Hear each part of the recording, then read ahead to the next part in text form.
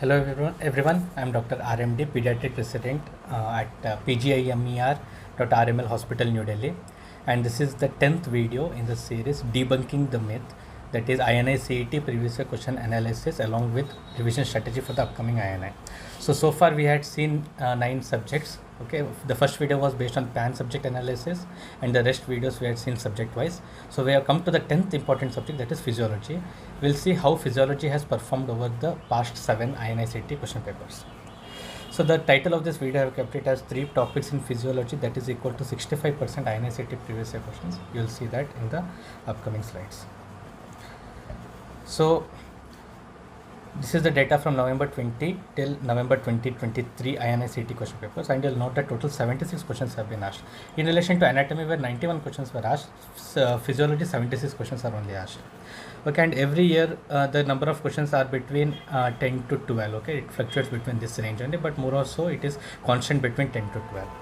So which do you think is the highest, from which topic highest questions have been asked in physiology?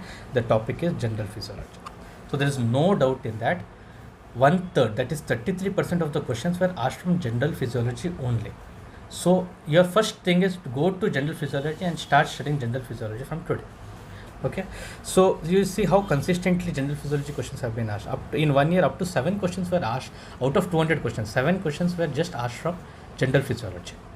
Okay, second highest is this CVS, and then third is RS. So these 3 systems will contribute almost 65% of the total previous year questions. So that means in the upcoming paper also, these questions will constitute out of 10 or 12 questions, around 6 to 7 questions will be from these 3 topics only. Got my point? So the other systems you see, like endocrine, from 3 years 0 questions were asked. Renals, 1 or 2 questions here and there. Hematology and rheumatology, no questions have been asked from physiology point of view. Okay, and GIT again, no questions have been asked. So my sincere request, don't go behind these systems. Okay, just focus on general, CVS, RS, and then if you get time on CNS.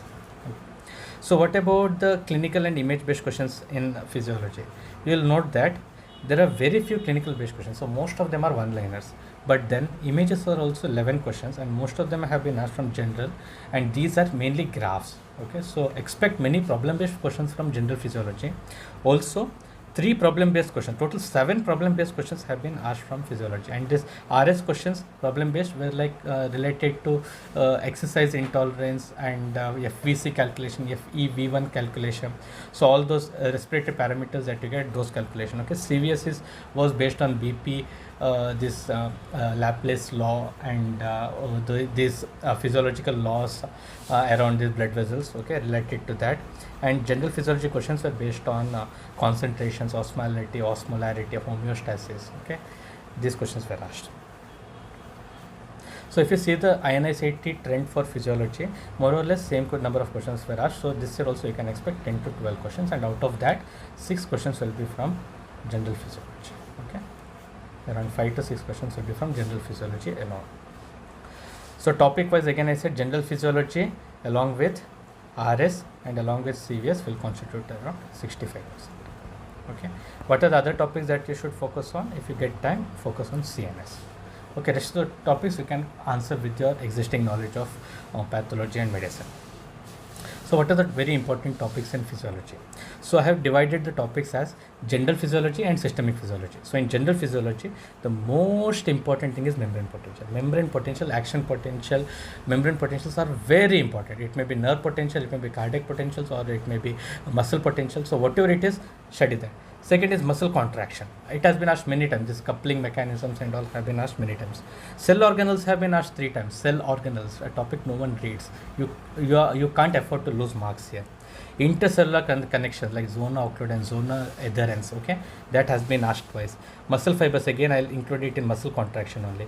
Active transport, fluid compartments, homeostasis. See, these are very simple topics which are ignored, thinking that you know everything about it. Don't ignore this, because if you see that almost 15 to 20 questions are just based on these simple topics only.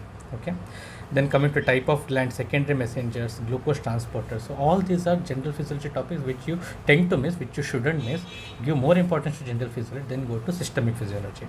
In systemic physiology, the highest number of questions have been asked from renal physiology, then blood pressure regulation. Okay, then coming to nerve fibers, 2 questions, gastrointestinal motility. Then rest of them you see, these have been asked twice. Okay, so these are according to system. So main focus on renal physiology, BP regulation, and this exercise physiology, because these were the most repeatedly asked. JVP, cardiac cycle, especially from CVS, RS. Okay, and then add to this renal physiology.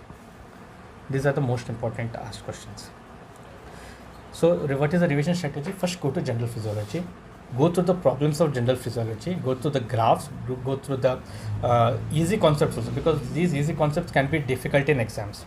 So general physiology, images plus problems, graphs, and then if you have time, go to CVS, RS, and renals. Okay, this should be the revision strategy for the upcoming INICET. Okay, thank you.